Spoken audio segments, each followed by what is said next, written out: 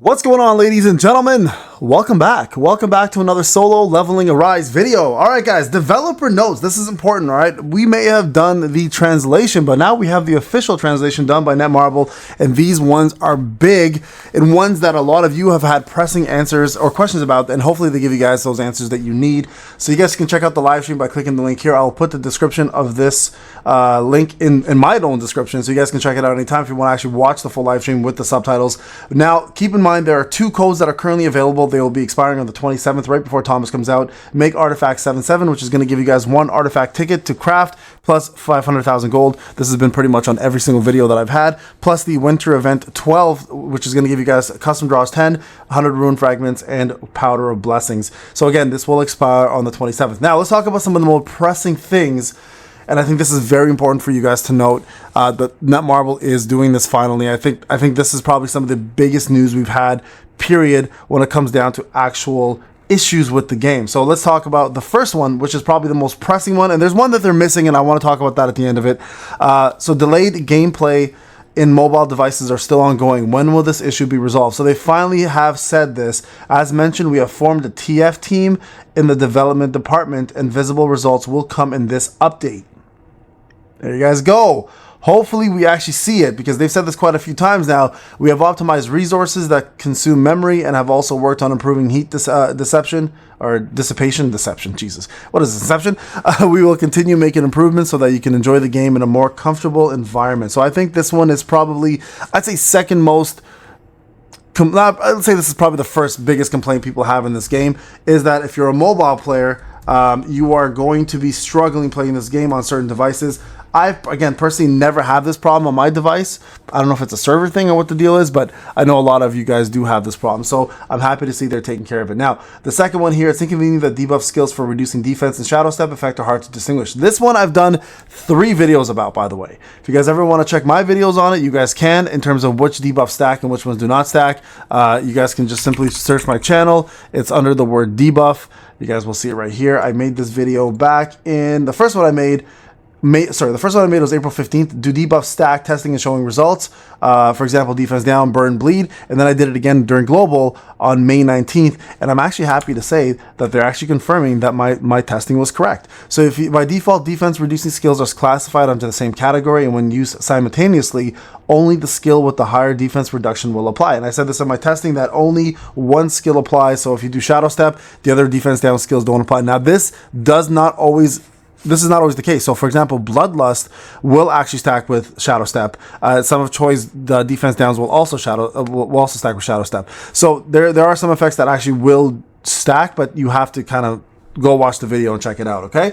However, for effects that apply separately, like Choi Jung-ing's defense reduction, we will further look into providing further clarification. I think it's smart that they actually create multiple different icons for different characters, buffs and debuffs, so it's easier to tell.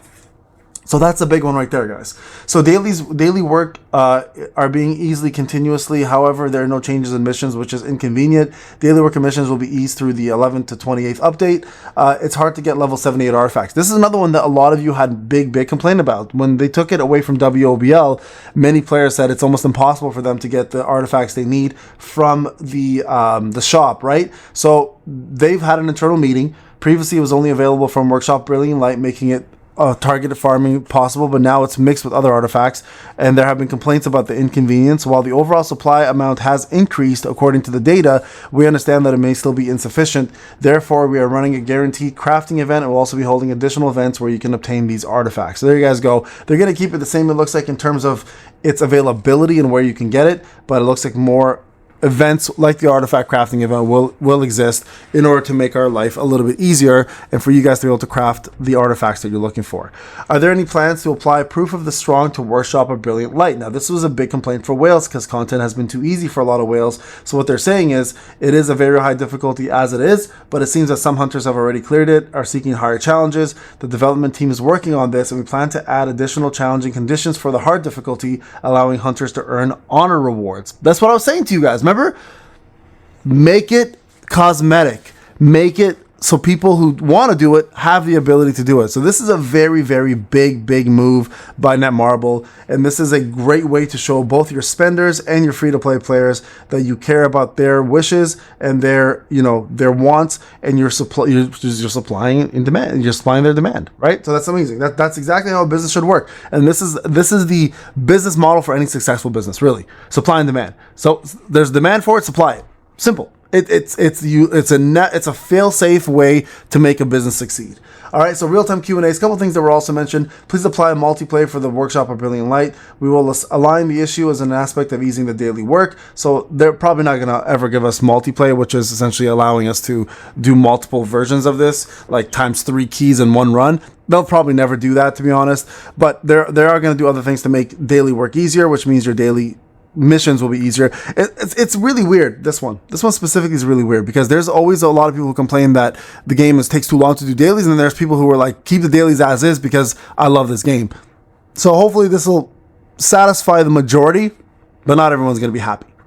Okay, is the reroll feature still difficult to apply? As mentioned last time, rerolling is not something that can be easily decided. Instead, we're considering increasing the chance of obtaining legendary items, which would raise the overall supply rate. The minigame, whatever, that's pointless. I hate this one. I think this is so silly. Leveling up each hunter individually is inconvenient. They're going to actually make a feature where we can level up all hunters all at once, which is great for a lot of people who have gold. It's too difficult to upgrade shadows. As the story progression rewards have been increased, the supply of shadow growth will also be boosted, so that should help. I never thought shadows were hard to upgrade. I think the army is hard to upgrade. There's not enough army supplies. So is there another roadmap after December? We have discussion for 2025 plans. Once the information is organized, we'll provide an official update. Since the roadmap must be strictly followed, I will ensure that we can share it during the next or the following live stream for further discussions, after further discussions, okay? And then also this one over here, it would be great if there was an artifact recommendation feature.